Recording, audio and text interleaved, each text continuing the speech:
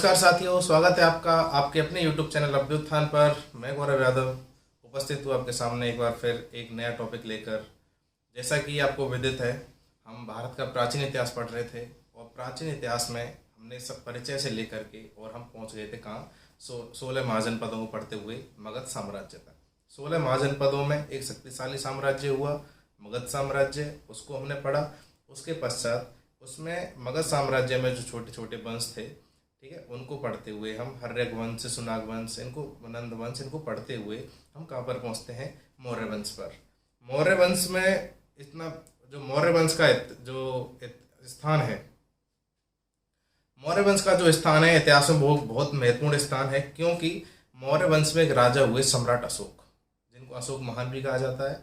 ठीक है, और अशोक महान के जितने शिलालेख मिले हैं, यानी किसी भी राजा के बारे में मिले शिलालेखों में या फिर इतिहास पुरातात्विक स्रोतों में सबसे ज़्यादा अगर स्रोत किसी के बारे में उपलब्ध होते हैं रिटन में, लिपिबद्ध, वो किसके बारे में मिलते हैं, सम्राट अशोक के बारे में।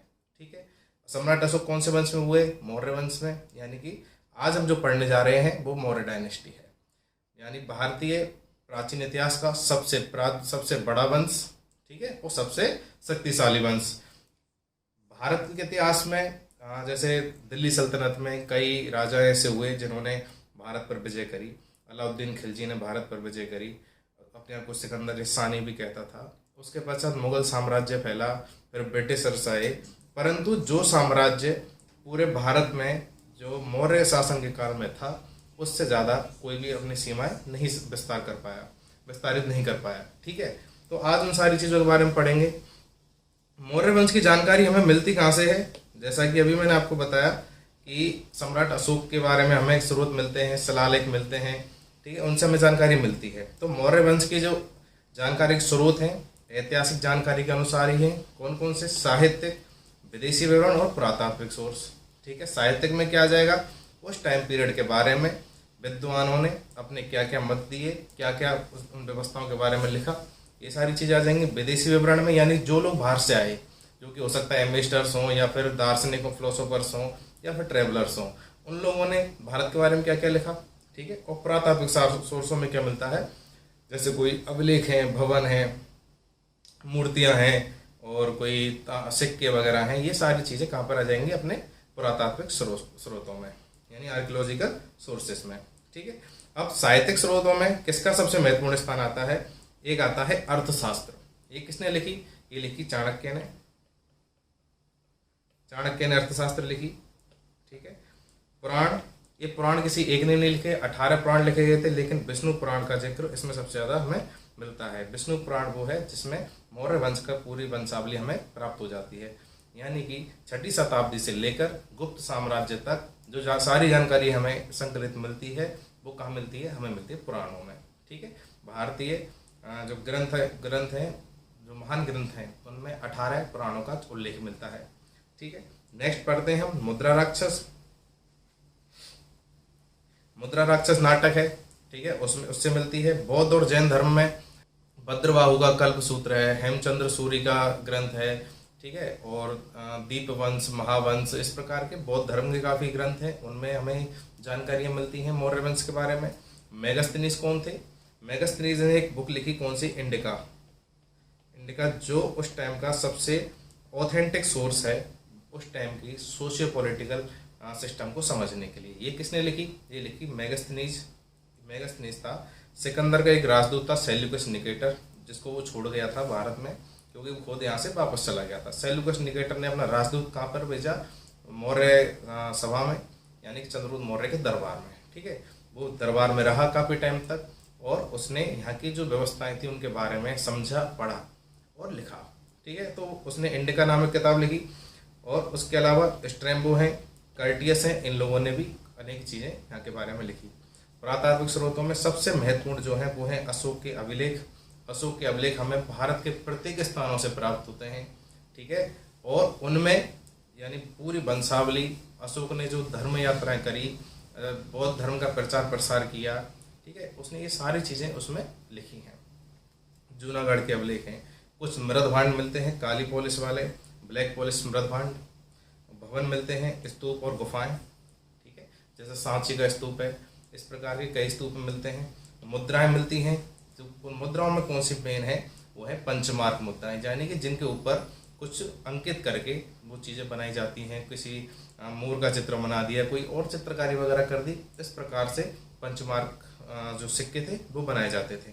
जैसा आप ये इस फोटोज में देख पाएंगे, इस तरीके से आहत करके, यानी किसी चीज़ को चोट पहुंचाकर, उकेर कर कोई चीज़ बनाई जा रही है, उसको क्या बोलेंगे, पंचमार्क सिक्के। ठीक है। और ये जो आप देख पा रहे हैं स्क्रीन पर, ये है शिलालेख, यानी कि किसी पत्थर पर, यानी छेनी हथौड़ी के माध्यम से, ठीक है, इनको भी गोद करके बनाया गया, ये शिलालेख हो गए। ठीक है। ये एक तरीके से क्या था, इनको किसी कागज की जरूरत नहीं है, ये टाइम टू टाइम आगे रहेंगे, इनका मतलब क्षरण कम होता है। अगर किसी पत्थर पर कोई चीज़ लिख दी है तो उसके मिटने के बहुत कम चांसेस हैं। ठीक है। मौर्य वंश में जो हम मुख्य राजा पढ़ेंगे वो कौन कौन से हैं, वो पढ़ते हैं सबसे पहले चंद्रगुप्त मौर्य।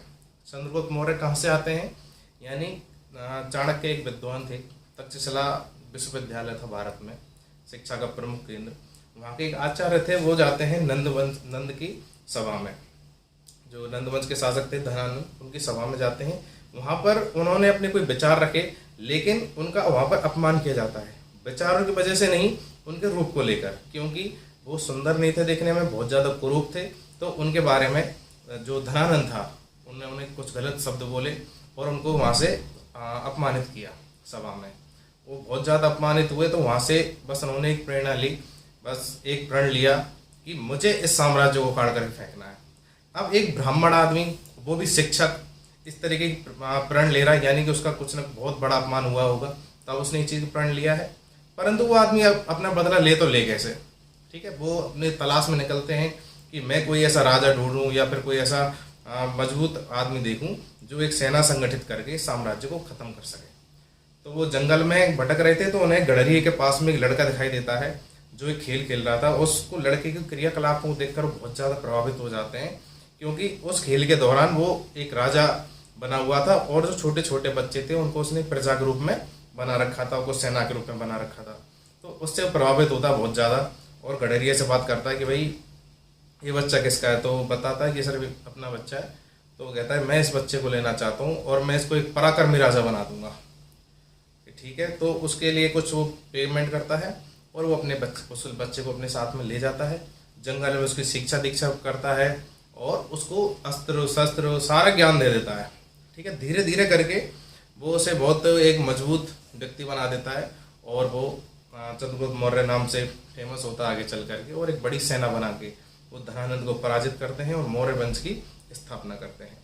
ठीक है। चंद्रगुप्त का पुत्र होता है बिंदुसार, बिंदुसार का पुत्र होता है अशोक, और अशोक के कुछ पुत्र होते हैं। इस प्रकार से वंश चलता है। चंद्रगुप्त मौर्य के बारे में हम देखते हैं। चंद्रगुप्त मौर्य के बारे में भी कई प्रकार के मत हमें इतिहास से प्राप्त होते हैं।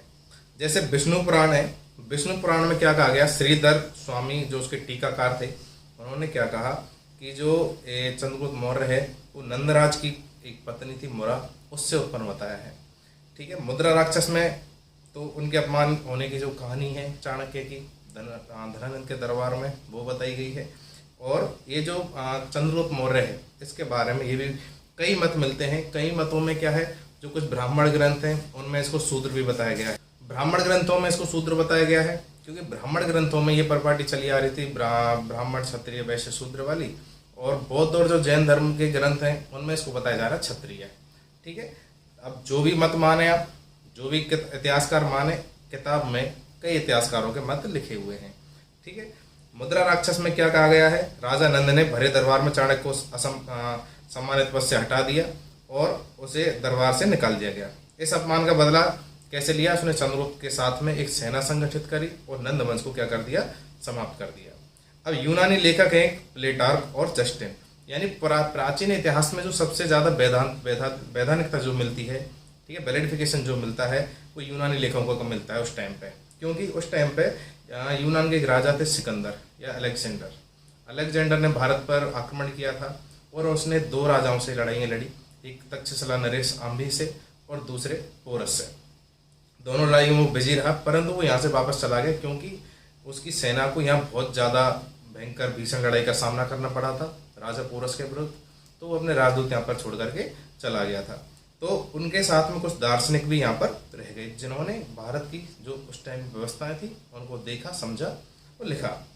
तो यूनानी लेखक प्लेटार्क और जस्टिन क्या लिखते हैं, चंद्रगुप्त मौर्य ने 6 लाख की सेना इकट्ठी करी और संपूर्ण भारत को रौंद डाला और उस पर अधिकार कर लिया।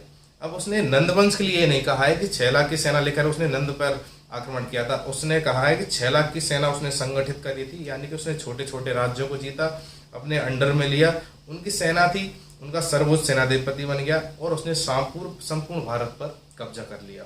मैं आपको आगे चल के मैप दिखाऊंगा कि चंद्रगुप्त मौर्य से पहले जब नंदवंश का शासन था तो भारत पर कितना जो मगध साम्राज्य कहाँ तक फैला हुआ था। जैसी मौर्य डायनेस्टी स्टार्ट होती है और मौर्य डायनेस्टी के स्टार्टिंग से लेकर और एंड तक भारत पर विस्तार कितना हुआ, ये सारी चीजें मैं आपको बताऊंगा। चंद्रगुप्त मौर्य ने क्या किया, यूनानी शासक सेल्यूकस निकेटर था, उससे युद्ध किया और उसको पराजित किया। फिर उनमें संधि होती है।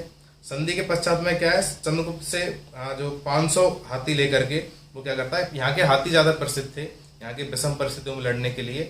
अब जो सेल्यूकेटर निकेटर से जो युद्ध इसका हो रहा है वो 305 बीसी के 305 बीसी का युद्ध है, ठीक है। इस युद्ध में उसको पराजित कर लिया और उसे जो संधि हो जाती है, उनकी मैत्री हो जाती है, उसके पश्चात उसको 500 हाथी देकर के विदा कर देता है, ठीक है। और उसको क्या दे देता है, हेरात, गांधार, बलूचिस्तान और काबुल क्षेत्र के जो कुछ भाग हैं वो उसको दे देता है, यानी कि जो ईस्ट जो पश्चिम उत्तर के जो कुछ भाग थे जहाँ से लोग आते थे युद्ध करने के लिए, उस भाग को दे देता है, क्योंकि वो विजित क्षेत्र थे यूनानी सिकंदर द्वारा, ठीक है। ये किसका सेल्यूकस निकेटर कौन है, ये उसका राजदूत है, ठीक है, सेनापति है।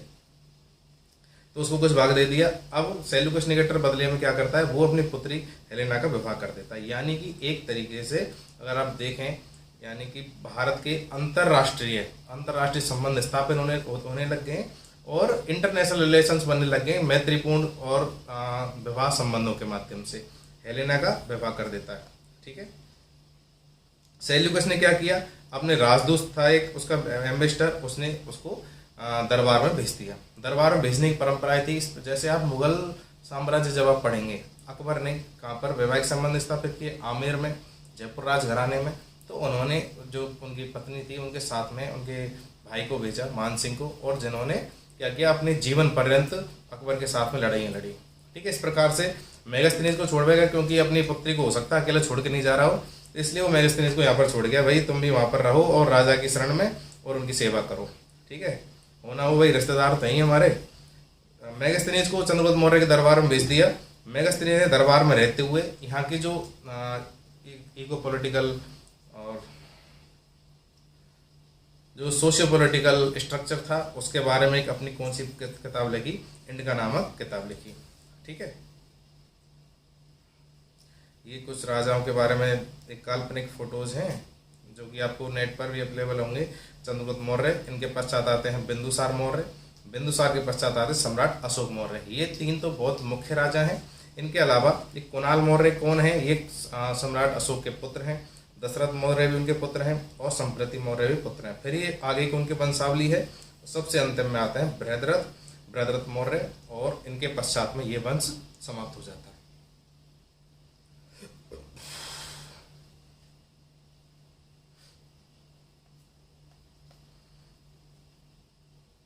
अब इस वंश की जो जानकारी हमें ज्यादातर प्राप्त हो रही है वो कहाँ से हो रही है, अभिलेखों से प्राप्त हो रही है। रुद्रदामन ने एक अभिलेख जो गिरनार अभिलेख है वहां से क्या प्राप्त होता है हमें, उसमें जानकारी मिलती है कि चंद्रगुप्त मौर्य ने अपना साम्राज्य पश्चिम तक पहुंचा दिया। पश्चिम में कौन सी जगह, पश्चिम में एक जगह मिलती है हमें सौराष्ट्र, जिसको आज हम सौराष्ट्र भी कहते हैं, और गुजरात में कच्छ वाला जो इलाका है वो सौराष्ट्र कहलाता है, ठीक है। सौराष्ट्र तक ये लोग विजित हो गए और जो अपने प्रत्यक्ष शासन के अधीन में वो क्षेत्र उन्होंने कर लिया, ठीक है। यहीं पर चंद्रगुप्त मौर्य का राज्यपाल कौन था, पुष्यगुप्त, उसने सुदर्शन झील का निर्माण भी करवाया। इसके अलावा जो ये चंद्रगुप्त मौर्य है इसने दक्षिण भारत पर भी विजय प्राप्त करी, अब आप एक चीज देखेंगे, ये जो राजा हैं इससे पहले एक बिंबिसार अजातशत्रु हुए थे, उन्होंने दक्षिण की तरफ कूच किया था, उन्होंने भी कुछ राज्यों को विजित किया था। लेकिन अब चंद्रगुप्त मौर्य ने क्या किया, दक्षिण भारत के कुछ जो महत्वपूर्ण जो बड़े बड़े साम्राज्य हैं उनके ऊपर आक्रमण कर दिया है, जैसे कि आंध्र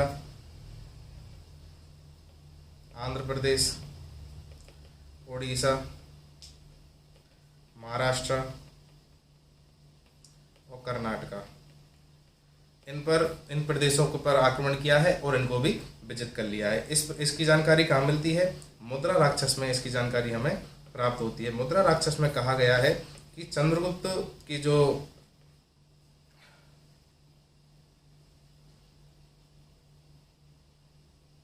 चंद्रगुप्त की जो सीमा है वो कहाँ तक है? समुद्र पर्यंत है, यानी कि समुद्र तक फैली हुई है। क्योंकि कोस्टल लाइन हमारे इंडिया में जो बी शेप का जो इंडिया बना हुआ है नीचे से, उसके दोनों तरफ कोस्टल लाइन है, यानी कि उसकी कंप्लीट नीचे तक बाउंड्री पहुंच गई है। यानी कि उसे पूरे भारतीय प्रायद्वीप पर, जिसको हम ज्योग्राफिकल भाषा में प्रायद्वीप कहते हैं, जो कि 3 ओर से पानी से घिरा हुआ हो, उस पर पूरा अपने साम्राज्य को विस्तारित कर दिया है। ठीक है, इसी टाइम पर पाटलिपुत्र को अपनी राजधानी बनाते हैं। ठीक है, पाटलिपुत्र कहाँ पर है? ये है बिहार में।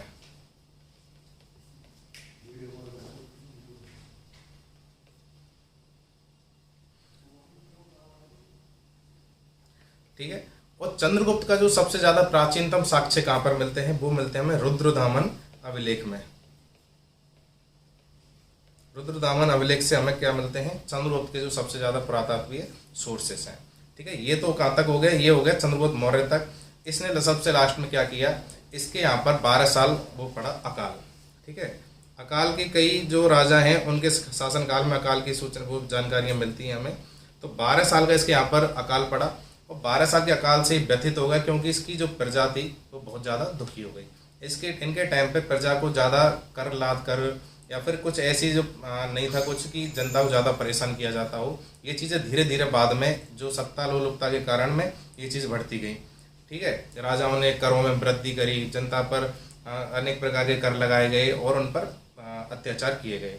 ठीक है, लेकिन अकाल यहाँ पर 12 साल का पड़ा, तो 12 साल के अकाल के बाद में ये थोड़ा व्यथित हो गए वहाँ की स्थितियों को देख करके, और इसने क्या ले लिया? संन्यास ले लिया। और ये इसने क्या? जैन धर्म का मत अनुयायी था, जैन धर्म को ये मानता था।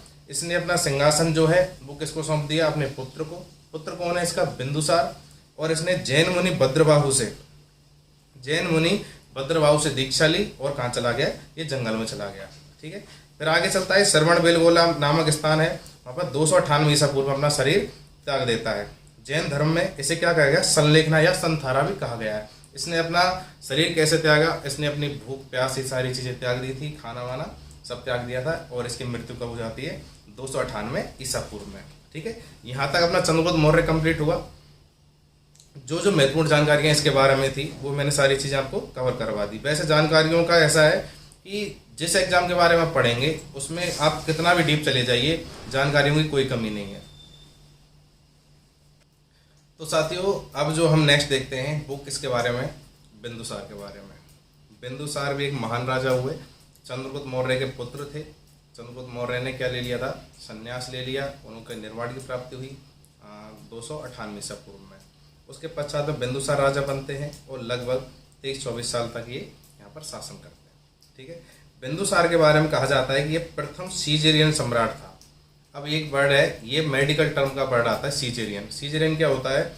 आप इस चीज़ का अंदाजा लगाएंगे कि आज हमारे यहाँ पर सीजेरियन हो रही है, यानी कि सर्जरी हो रही है।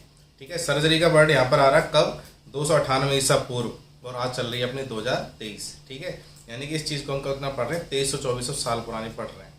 ठीक है, उस टाइम पे बिंदुसार कैसा है? सीजेरियन शिशु है। कैसे हुआ? इसकी माता की मृत्यु हो गई। उसकी मृत्यु के पश्चात भी इस शिशु को सर्जरी के माध्यम से बचा लिया गया। ठीक है, तो उस प्रथम सीजेरियन के शिशु को कौन माना जाता है? वो बिंदुसार। ठीक है, इसकी माता का नाम क्या था? दुर्धरा। प्लिनी के अनुसार, एक दार्शनिक थे प्लिनी, उन्होंने मिस्र के शासक टोलमी द्वितीय फिलाडेल्फस ने डायनोसिस नामक राजदूत था, वो कहाँ भेजा? बिंदुसार के दरबार में भेजा। ठीक है, चंद्रगुप्त मौर्य का ये जो पुत्र है बिंदुसार, इसे अमित्रघात भी कहा गया है। अमित्रघात भी इसे कहा गया है। ठीक है, और वायु पुराण में इसे क्या कर, जैसे 18 पुराण जो मैंने आपको बताए, विष्णु पुराण का अध्ययन, विष्णु पुराण में किसकी जानकारी मिल रही थी? चंद्रगुप्त मौर्य की। और वायु पुराण में जानकारी किसकी मिल रही है? इसकी बिंदुसार की या अमित्रघात की। इसे भद्रसार भी कहा गया, किसमें? वायु पुराण में। ठीक,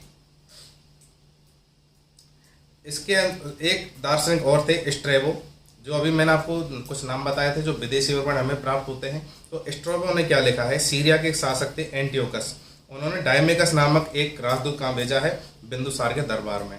जब यूनानी आक्रमण भारत पर हुआ है तो बाहर से लोग आने लग गए हैं एम्बेसडर बन करके, या फिर मैत्रीपूर्ण संबंध स्थापित करने, और यूनान से इनके वैवाहिक संबंध भी स्थापित हुए। जो चंद्रगुप्त मौर्य से सेल्यूकस निकेटर ने अपनी पुत्री का विवाह किया था, किसका, हेलेना का। ठीक है, तो इनके सीरिया से, यूनान से, मध्य एशिया से इनके काफ़ी अच्छे संबंध बन चुके हैं। सीरिया का जो शासक है एंटियोकस, उसने डायमेकस नामक एक एम्बेसडर कहाँ भेजा है, इसके दरबार में। ठीक है, बिंदुसार ने, जो सीरिया का शासक है एंटियोकस, उसने अपना एम्बेसडर भेजा है, तो इसने भी अपनी तरफ से रिटर्न उसको जवाब दिया है। इसने उसको लेटर लिखा है कि महाराज की हमारे यहाँ पर कुछ चीज़ों की कमी है। उन चीज़ों को लिखता है कि साहब मुझे ये चीज़ें चाहिए, या आपसे हमारी दोस्ती तो हो ही गई है, हम अपना कोई राजदूत तो भेज नहीं रहे हैं, लेकिन मैं आपको लेटर भेज रहा हूँ, ये चीज़ हमारी ज़रूरत की है, इनको आप भिजवा दो, जहाजबाज से भरवा करके इनको भिजवा दो। तो उधर से क्या क्या मांगता है, वो मांगता है साहब मीठी मदिरा, जो आप आजकल देखते हैं ना, रेड वाइन उधर से मंगवाता है। ठीक है, रेड वाइन मंगवाई, अंजीर मंगवाता है सूखी, और क्या कहता है, दार्शनिक भी भेज दो हमारे यहाँ पर। ऐसा नहीं है कि भारत में कोई विद्वानों की कमी है या दार्शनिकों की कमी है, लेकिन बाहर के जो दार्शनिक हैं, फिलोसोफर हैं, उनका नज़रिया अलग है। वो उस नज़रिए से यहाँ के इतिहास को, यहाँ की जो परिस्थितियाँ हैं उनके बारे में पढ़ेंगे और बाहर देशों में इसका प्रचार करेंगे। इसलिए उसने कहा कि महाराज दार्शनिक भेज देना। अब उधर से उसका रिटर्न जवाब आता है कि साहब दार्शनिक तो ऐसी चीज़ है कि हमारे यहाँ बिकाऊ नहीं है, हम इनको नहीं बेचते हैं, क्योंकि ये हमारे यहाँ दास नहीं है और हम ज्ञान का सौदा नहीं करते। उधर से क्या बेचता है वो, एक जहाज भरवा करके रेड वाइन भिजवा देता है और सूखी अंजीर भिजवा देता है।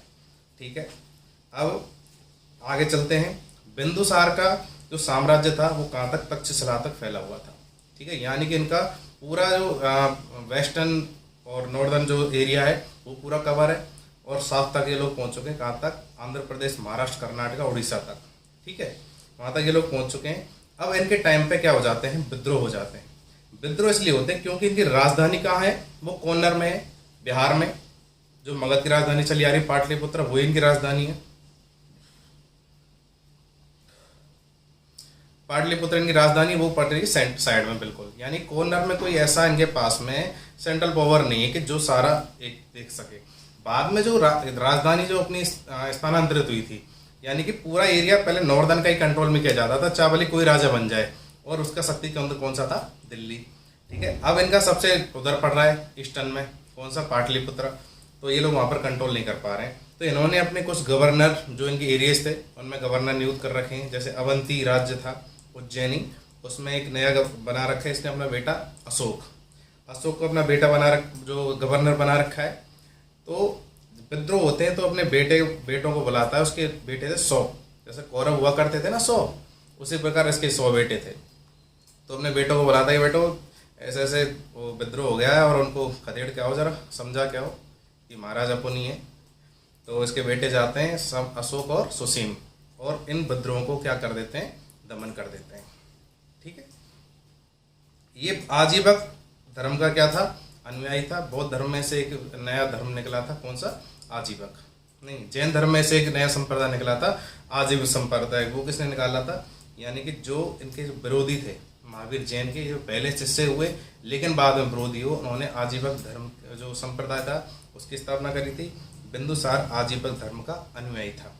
ठीक है, उसकी राजसभा में आजीवक संप्रदाय का एक ज्योतिष रहता था जिसका नाम था पिंगल वत्स। ठीक है,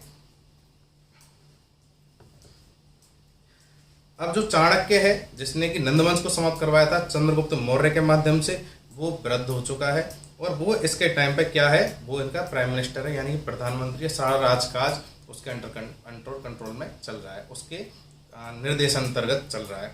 चाणक्य की मृत्यु हो जाती है, उसके पश्चात में एक महान एक विद्वान और थे राधागुप्त, उसको क्या बना दिया जाता है, यहाँ का प्रधानमंत्री बना दिया जाता है। ठीक है, तो ये कौन हुआ, बिंदुसार। अब बिंदुसार के कितने बेटे होते हैं, इसके बेटे होते हैं 100 बेटों में एक इसका बेटा सबसे महत्वपूर्ण आता है, वो है अशोक। ठीक है, और अशोक की एक महत्वपूर्ण चीज मानी जाती है कि वो अपना जो उसका जो बाप है बिंदुसार, वो उससे ज़्यादा प्यार नहीं करता था, और अन्य बेटे थे, उसने एक सुसीम था और भी कई बेटे थे, उनसे वो प्यार करता था। तो वो क्या करता है कि अशोक से कह देता है कि भाई राजा तू नहीं बनेगा। इसका एक एग्जाम्पल मिलता है हमें, कहाँ, मेवाड़ का जो हम वंश पढ़ेंगे। मेवाड़ में जब महाराणा उदय सिंह खत्म हुए तो एक मेवाड़ में एक प्रथा चलती थी कि जैसे ही अगर किसी की पिता की मृत्यु हो रही है तो उसका अंतिम संस्कार में कौन शामिल नहीं होगा, यानी कि जो नेक्स्ट राजा बनने वाला होगा ना वो शामिल नहीं होगा। तो अंतिम संस्कार की वहाँ पर देखते हैं कि महाराणा प्रताप वहीं घूम रहे हैं और उनका दूसरा बेटा जगमाल वो नहीं आया है। तो जनता कहती है महाराज आप यहाँ कैसे घूम रहे हो? उनके महाराज मैं नहीं हूँ, महाराज तो जगमाल भाई साहब हैं। तो उनके आप फिर वहाँ पहुँचो, हम तो आपको राजा बनाएंगे।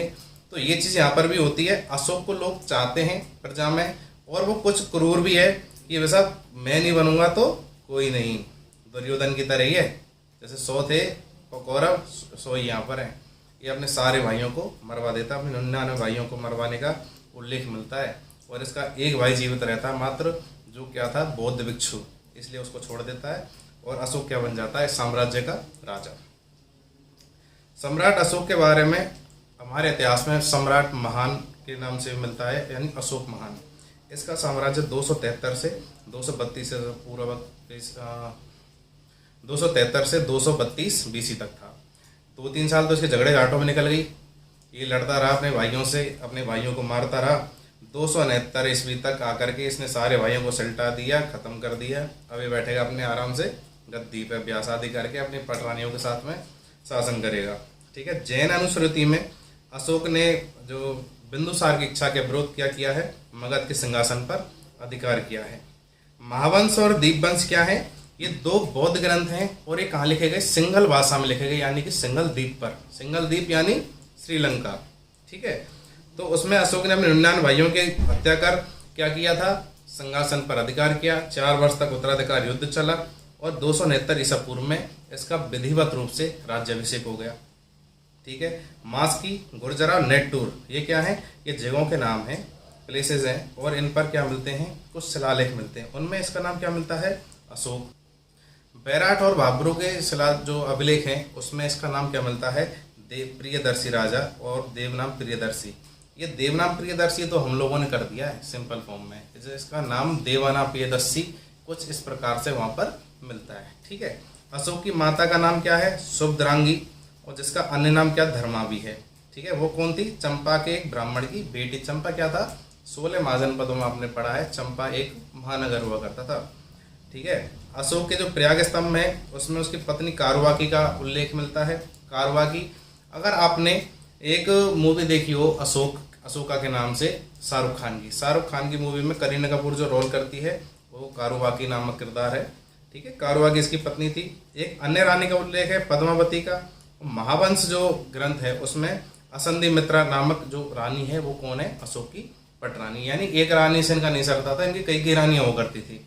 ठीक है। अशोक के पुत्र मिलते हैं कौन कौन, कुणाल और संप्रति। एक अन्य रानी है देवी। उससे 2 पुत्र मिलते हैं, महेंद्र और संघमित्रा। ठीक, संघमित्रा इसकी पुत्री है। ठीक है।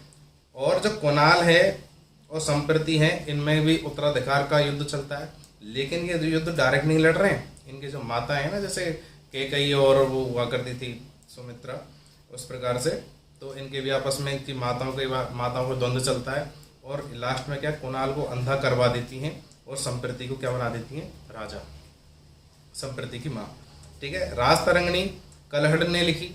कलहड़ ने जो उसका क्षेत्र हुआ करता था उसने किसके बारे में लिखा, जम्मू कश्मीर के शासकों के बारे में लिखा। ठीक है। अशोक ने एक शहर बसाया, कौन सी नदी के किनारे, झेलम नदी या परुष्णी नहीं, बेतस्ता नदी के किनारे।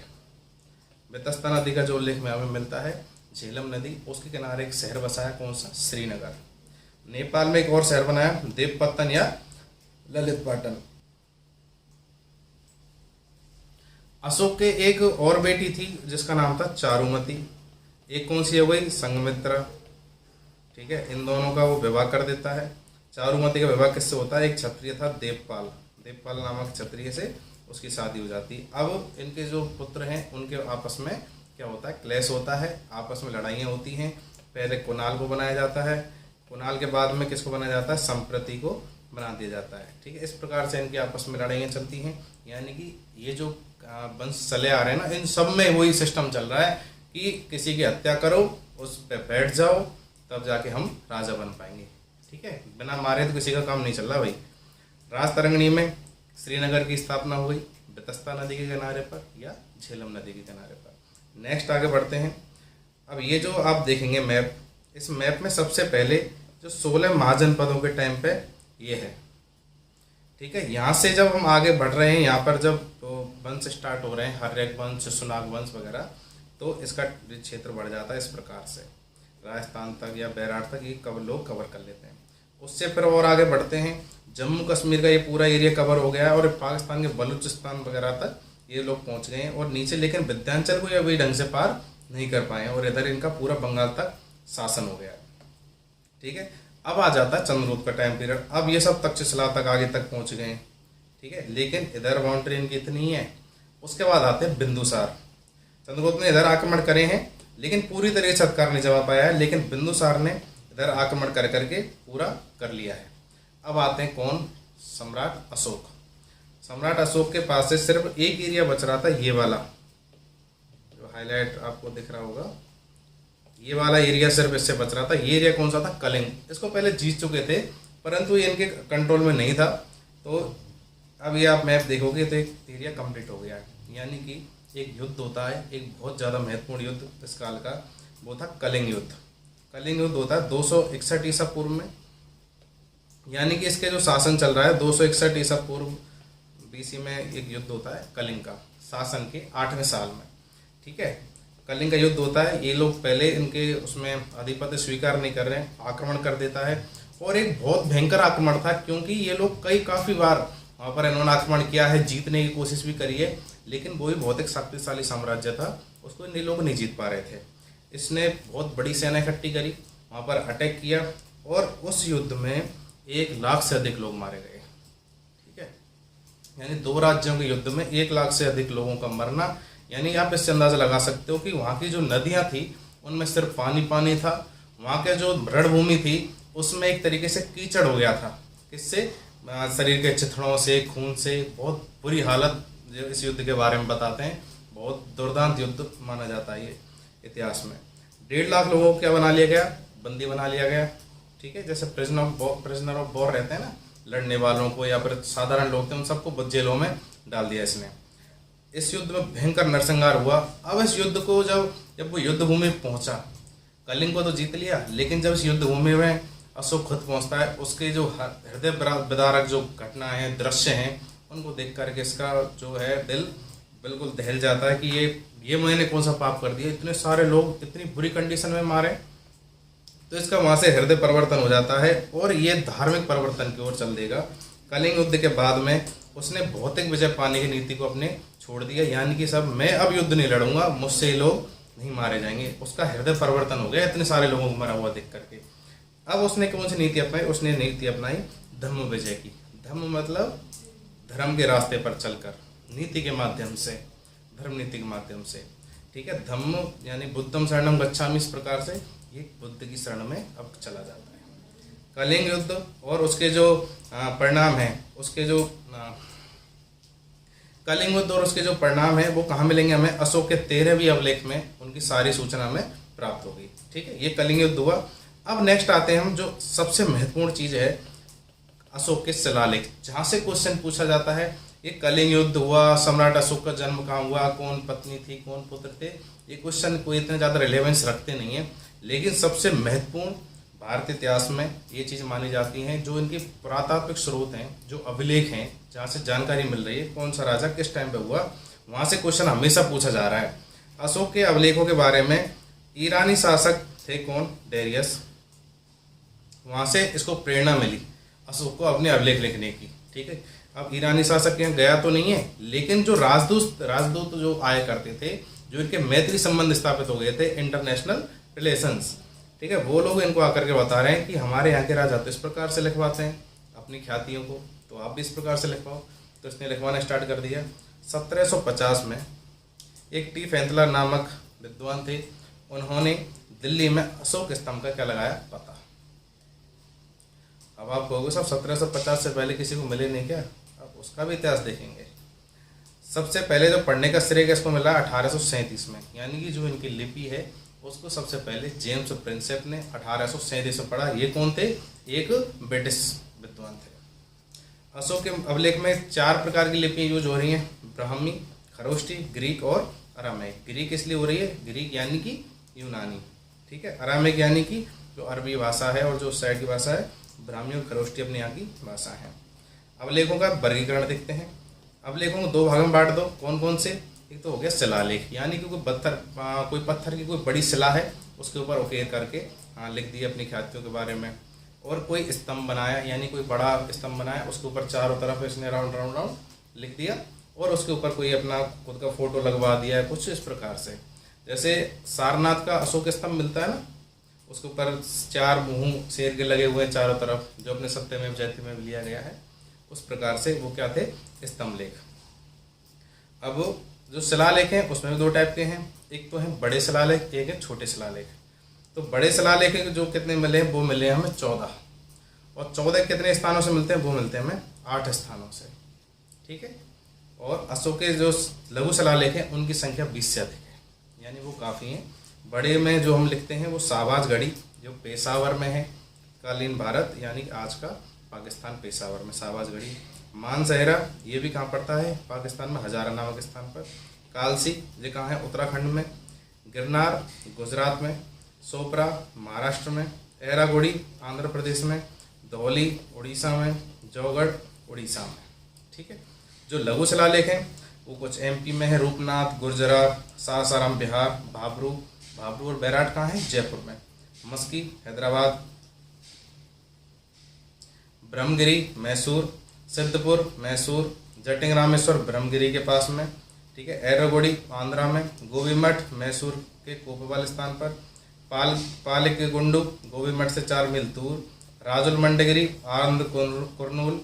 अहरवरा ये पड़ता है मिर्जापुर यानी प्रयागराज के पास में। तो इसके शिलालेख हैं, ठीक है। अब इसके आप मैप के माध्यम से एक बार मैं आपको बता दूं कि जगह कौन कौन सी कहाँ पर पड़ेंगी। हाँ, जैसे आप ये देख पा रहे होंगे, मानसहरा, शाहबाजगढ़ी, कांदाहार, ये पाकिस्तान वाला एरिया है। फिर इधर आ जाते हैं अपने कालसी, दिल्ली में टोपरा, इधर मेरठ उत्तर प्रदेश वेस्टर्न यूपी। कौसाम्बी ये प्रयागराज के पास में। ये लौरिया नंदगढ़ ये मध्य यूपी में। लुम्बिनी नेपाल में। रामपुरा नेपाल की तराई में। लौरिया अराराज ये बिहार में, ठीक है। कौसाम्बी प्रयागराज। इधर ये धौली और जौगाड़ा ये आंध्रा और उड़ीसा वाले एरिया। अमरावती ये हैदराबाद जो आंध्र प्रदेश तेलंगाना, ठीक है। इधर सोपरा महाराष्ट्र। गिरनार गुजरात तक। सन्नति ये कर्नाटका में। इस प्रकार से येरागुड़ी ये कहाँ पर है? ये नीचे आंध्र प्रदेश या तमिलनाडु में होगा शायद, ठीक है। तो ये मैप के माध्यम से आप देखें इनको कि इनकी लोकेशंस कौन कौन सी जगह पर हैं, ठीक है। यानी कि इनकी लोकेशन सिर्फ वहीं पर तो होंगी जहां पर इनका राजकाज था, ठीक है। इस प्रकार से हैं। 8 स्थानों में से 14 विभिन्न लेखों का एक समूह प्राप्त हो रहा है। धौली और जौगढ़ नामक जो शिलालेख है वहां पर 11, 12, 13 शिलालेख के स्थान पर 2 अन्य लेख भी खुदे हुए हैं, ठीक है। अशोक के लघु शिलालेखों में सबसे महत्वपूर्ण कौन सा है? भाबरू, जो कि कहाँ पर है? जयपुर या बैराठ में। अशोक बुद्ध धम्म संघ की उपासना की बात कर रहा है। भाबरू का लघु शिलालेख जो है वो इतना महत्वपूर्ण इसलिए है क्योंकि अशोक ने जो धम्म की और संघ की जो बात करी है बौद्ध धर्म से रिलेटेड, वो कहाँ पर करी है? भाबरू के शिलालेख में, ठीक है। मास्की का जो शिलालेख है उसमें राज्यभिषेक से संबंधित है। राज्यभिषेक कब होता है इसका? 269 ईसा पूर्व में। अशोक स्वयं को इसमें क्या कह रहा है? बुद्ध शाक्य, यानी कि पूरी तरह से बुद्ध का क्या हो गया है? शरणागत हो गया है, बुद्ध की शरण में चला गया है। इस प्रकार से ये शिलालेख हैं, ठीक है। ये भी शिलालेख है। अब नेक्स्ट आता है इसके स्तंभ लेख। स्तंभ लेखों में जो अशोक के मुख्य जो स्तंभ लेख हैं उनकी संख्या कितनी है? 7। पहला कौन सा है? दिल्ली टोपरा। ये मुगल तुगलक शासक था, फिरोज शाह तुगलक, वो दिल्ली लेकर के आया इसे दिल्ली टोपरा स्तंभ लेख भी कहते हैं। और यहाँ पर सभी 7 जो अभिलेख हैं उन सबको यहाँ पर लाया गया है। दिल्ली मेरठ वाला है, इसे मेरठ से दिल्ली लाया गया। अभिलेख की खोज किसने करी? टी फैंतलर ने 1750 में। लौरिया अराराज ये कहाँ पर है? बिहार के चंपारण जिले में। लौरिया नंदनगढ़ कहाँ पर है? ये औरंगजेब का लेख है। औरंगजेब का इसमें लेख उत्कीर्ण है और मोर का चित्र अंकित है। ठीक है। नेक्स्ट है रामपुरवा, ये चंपारण बिहार 1872 में कार्लाइल ने इसको खोजा। प्रयाग कौशाम्बी इन समुद्रगुप्त की प्रशस्ति है। जहांगीर के लेख हैं। प्रयाग स्तंभ के लेख अकबर के समय प्रयाग स्थानांतरित करवाया गया। अब इसमें जो जहांगीर, अकबर और औरंगजेब, इनका जो नाम आ रहा है ये क्यों आ रहा है? ये इन्होंने नहीं लिखा है इसके बारे में, अशोक के बारे में।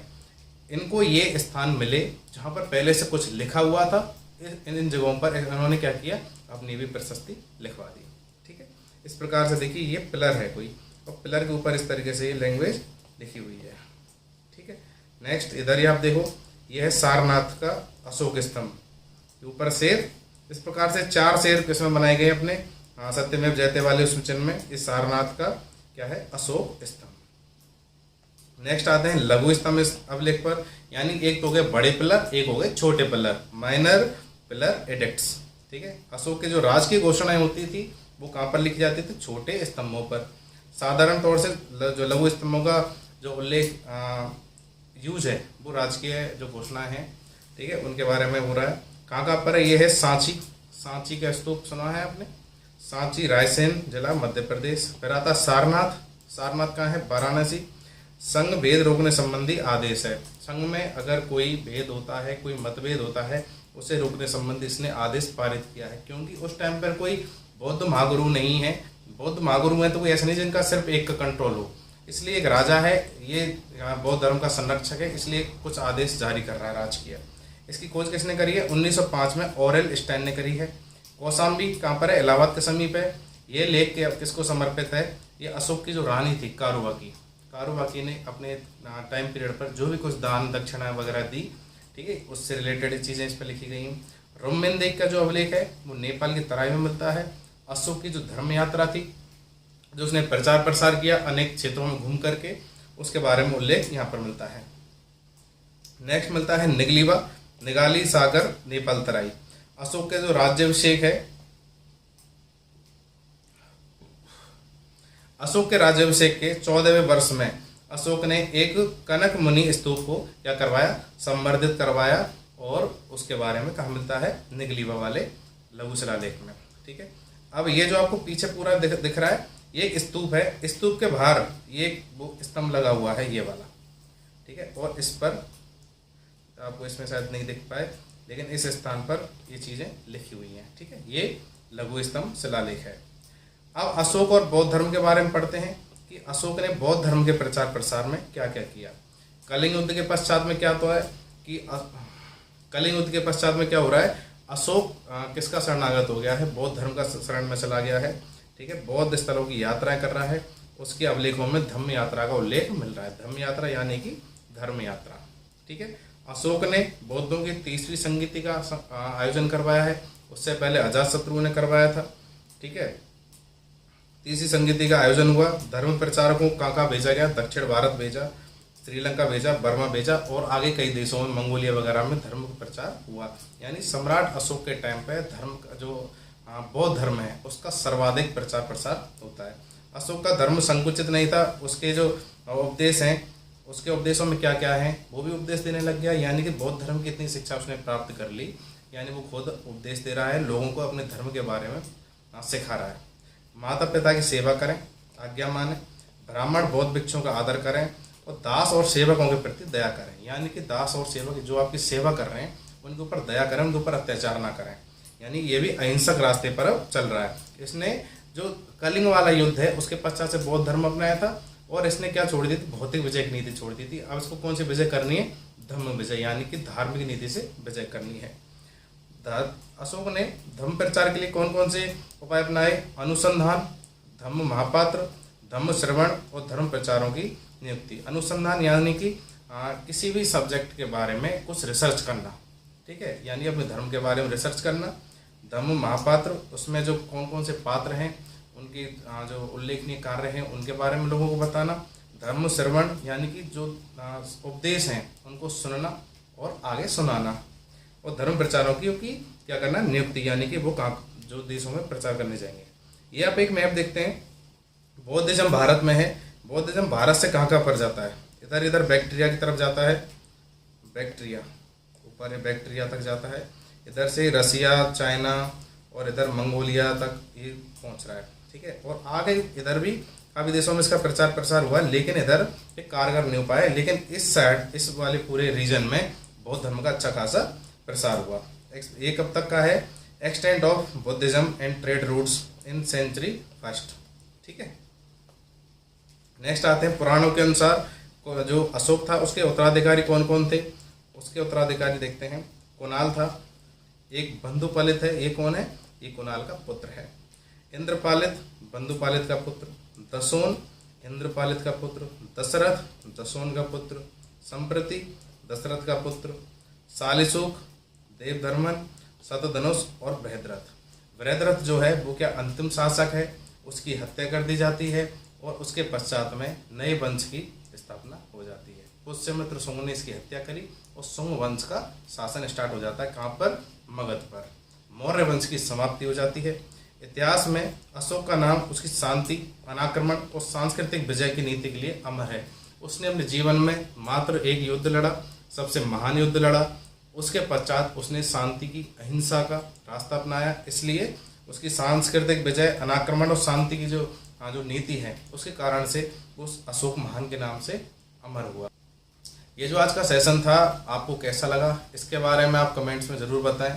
ठीक है, आपकी कमेंट्स की हमें बहुत प्रतीक्षा रहेगी और जो भी अपनी वैल्यूएबल फीडबैक हैं वो भी आप दें हमें। आपको कोई भी प्रकार की कमी लग रही है, इसके अलावा जो इसकी पीडीएफ होगी, पीडीएफ आपको टेलीग्राम ग्रुप में मिल जाएगी। उसका लिंक मैंने डिस्क्रिप्शन में दे रखा है।